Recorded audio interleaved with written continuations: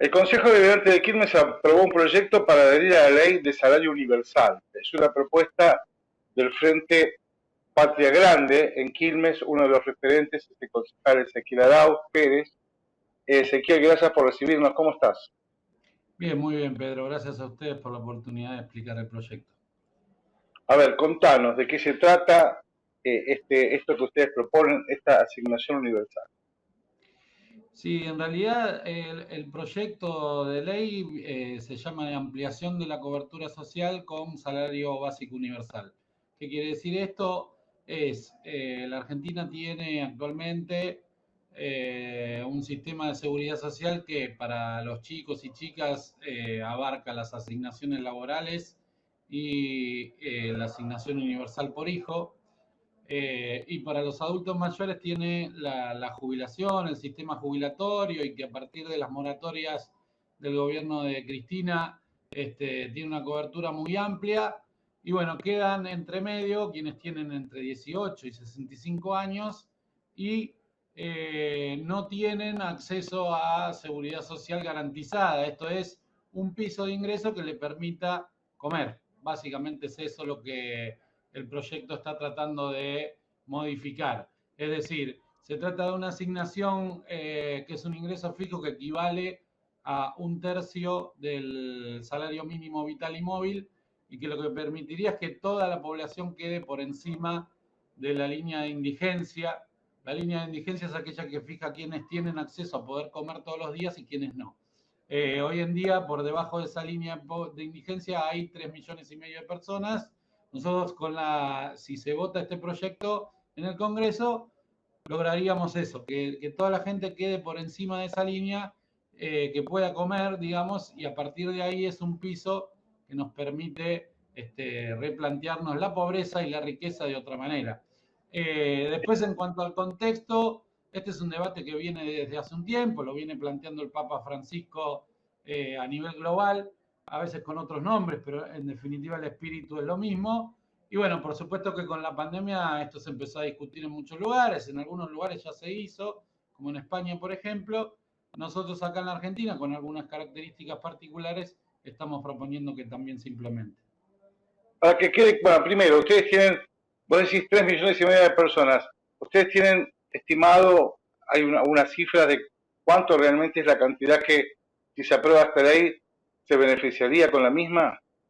Sí, ahí hay un debate, digamos. Nosotros pensamos que para que sea efectivamente universal tiene que ser entre 7 y 9 millones. El número que estamos proponiendo tiene que ver con quienes percibieron, después de los IFE se dio un refuerzo complementario. Ese refuerzo llegó a 7 millones de personas. Nos parece un primer universo posible como para garantizar lo que decía, lo de la indigencia, y a la vez también reducir los niveles de pobreza, porque, digamos, y también tomando quienes se anotaron al IFE, que en principio había sido pensado para 3 millones y se anotaron 12, y lo terminaron cobrando 9, así que entre 7 y 9 ahí está el número que nosotros estamos proponiendo, abiertos al debate de que ese número sea modificado, obviamente, pero sí firmes en la cuestión de que es necesario que en la Argentina haya un ingreso básico que permita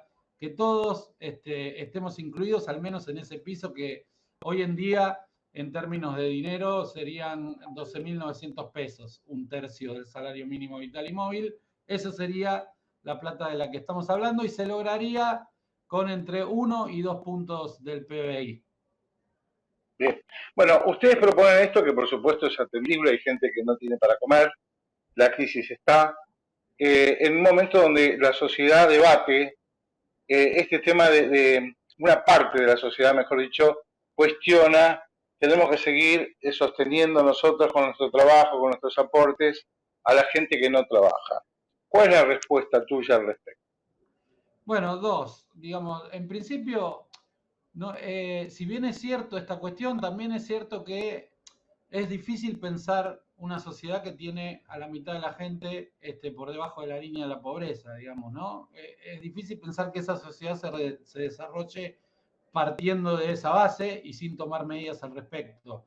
Por otro lado, viéndolo desde un lugar, si se quiere, más pragmático, esos 13.000 pesos que, por ejemplo, hoy estarían recibiendo un buen porcentaje de los habitantes del país y de Quilmes, para hablar en lo puntual, es dinero que va a consumo directo. Quiere decir, la gente que tiene pocos recursos, si uno inyecta recursos sobre esos sectores, inmediatamente ponen a andar una rueda económica que beneficia no solo a quienes perciben ese dinero, sino al resto de la comunidad. Quiero decir, si en un barrio popular hay gente que empieza a percibir esto, es obvio que va a empezar a consumir en el almacén del barrio, en los comercios y demás, y entonces eso es beneficioso para todo el mundo. Digamos, la idea de que un grupo de trabajadores tiene que sostener a otro es una idea que funciona en lo discursivo, pero que en la realidad, digamos, tiene sus matices, porque si uno, digamos, el Estado tiene la capacidad de hacer inversión social, como sería el caso del salario básico universal, para también generar que la economía se mueva y que no solo mejore la condición económica de quien percibe ese beneficio, por así llamarlo, sino también de quienes reciben indirectamente esos beneficios. Pero vos sabés que también hay debate en torno a subsidios. Por ejemplo, vivimos subsidiados en una Argentina subsidiada, las tarifas, el turismo, ¿no? Fíjate cuánto nos cuesta también el previaje. La pregunta es, ¿cuándo saldremos? ¿Cuál es la opinión de ustedes? ¿Qué es lo que habría que hacer para ir saliendo de este tema de un país subsidiado? Sí, en realidad los subsidios no son un fenómeno argentino, digamos, se usan en todo el mundo.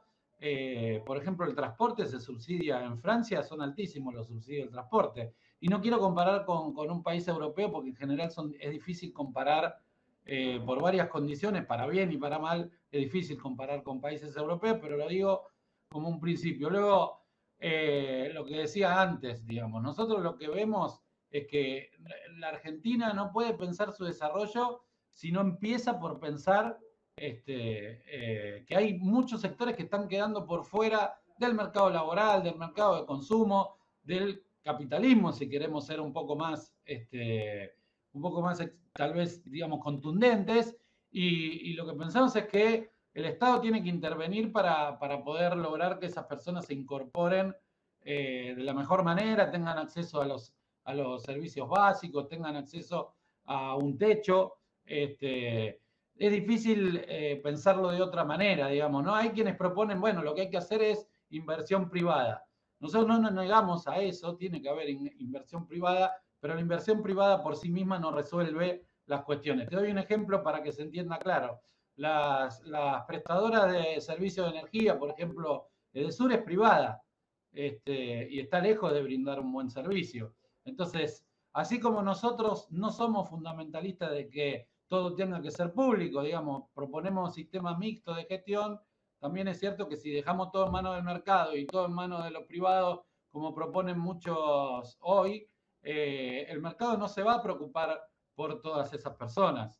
Y digamos, y va a ser muy difícil que en el fondo algunos nos salvemos y con todas esas personas por fuera de acceder a lo que nombraba, que son cosas básicas. Entonces nos parece que el desarrollo de la Argentina hay que pensarlo de manera integral y tiene que ser necesariamente con inclusión de quienes hoy están afuera.